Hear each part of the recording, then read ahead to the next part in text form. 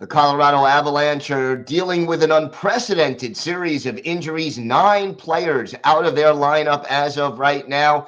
The defending Stanley Cup champions are struggling. Kyle Sullivan, co-host of Locked On Avalanche, joins us to discuss the latest trials and tribulations in Denver. All that and more coming up on this episode of the Locked On NHL podcast. You're Locked On NHL, your daily podcast on the National Hockey League. Part of the Locked On Podcast Network, your team every day.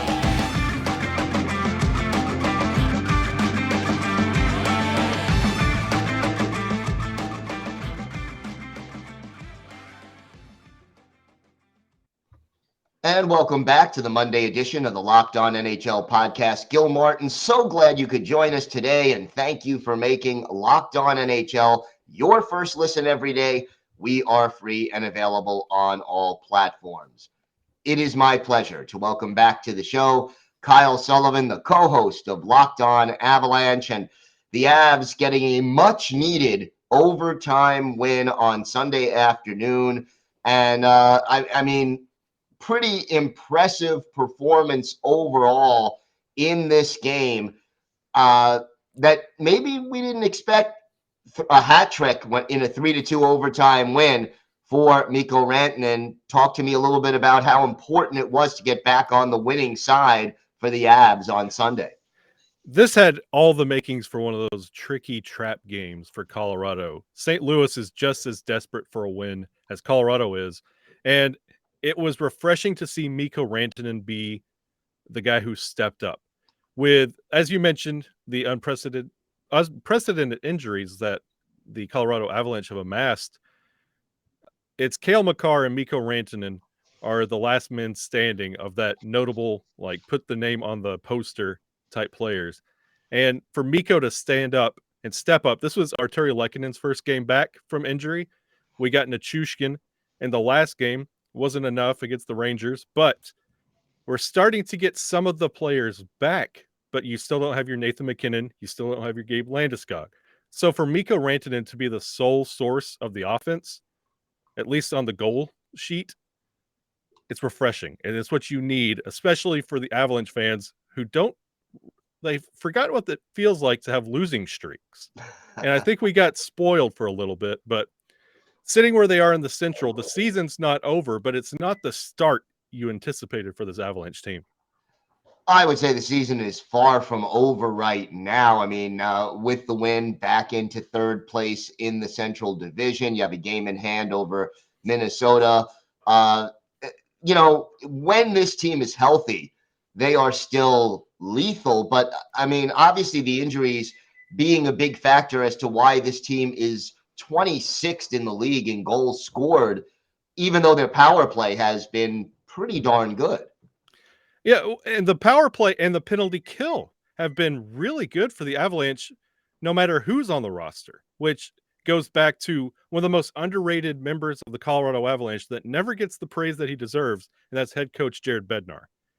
And it helps that he has the experience finding success in the ECHL and the AHL for moments like this when half of your NHL roster is minor league talent.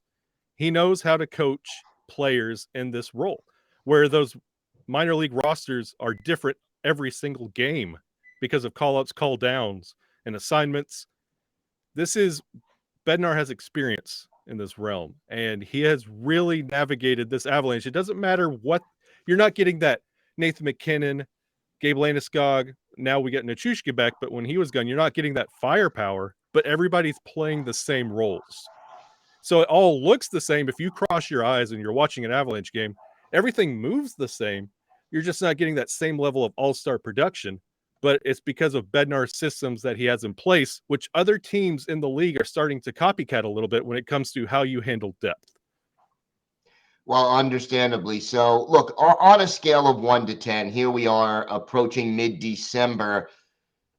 How worried are you about the long-term prospects of this team right now?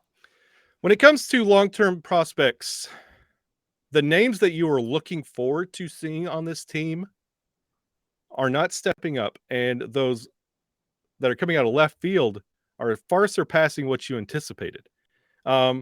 You're You're getting early call-ups. Like you anticipated players like Jean-Luc Foudy, Sampo Ranta. Like you didn't anticipate them making their NHL debut till next year. But because of the injuries, here they are. Jean-Luc Foudy, he has been incredible. Sampo Ranta needs a little bit more seasoning, but he's been good. You're getting names like Dryden Hunt playing hero. You have just those that are stepping up are interesting. And I bring this up because Martin Kaut has been in the system for the Avalanche for a while now. And he's been up and down playing with the ELC, trying to figure out what his potential is with this team. And at the start of the season, there was that without Nazem Kadri, you didn't know who was going to be the 2C. And you aligned Alex Newhook, JT Compher, and then you brought in Evan Rodriguez. And trying to fill out that center role, nobody's really stepped up to fill up for Naz.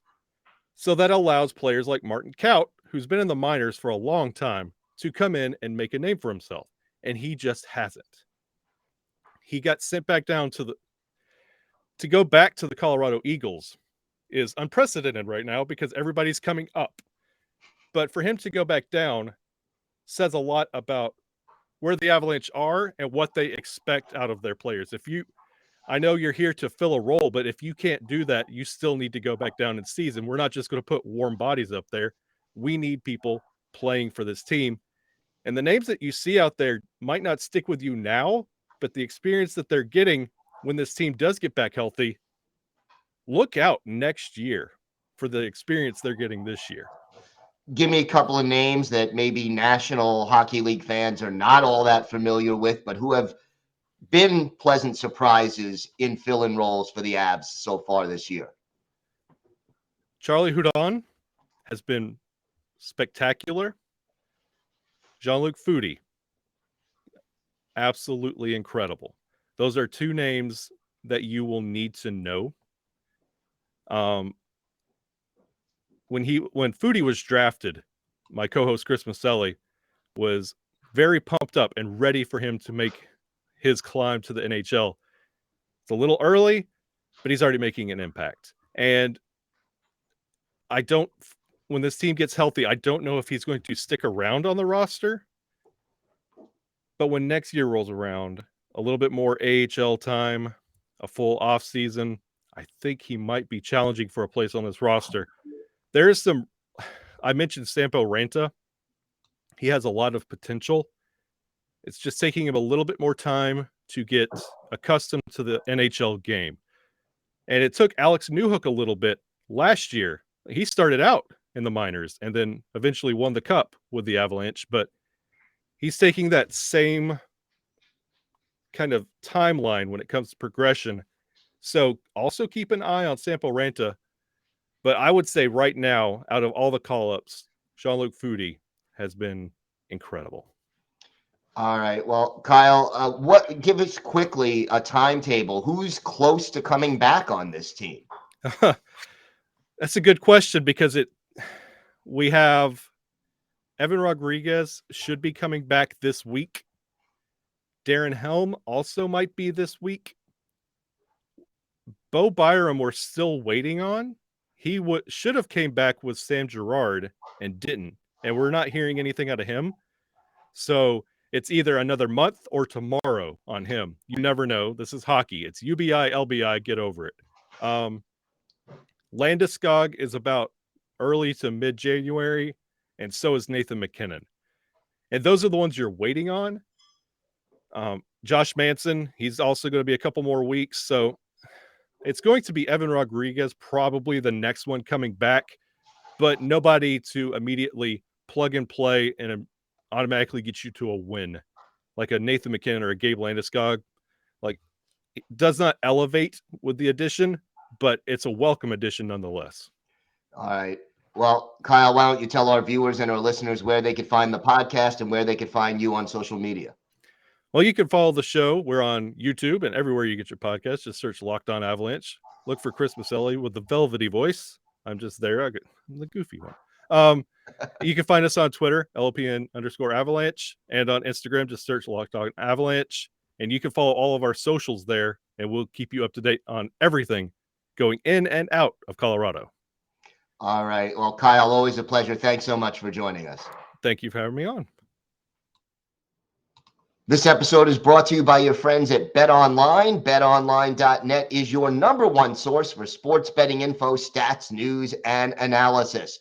Get the latest odds and trends for every professional and amateur league out there, from football to basketball, World Cup soccer, the NHL, and esports.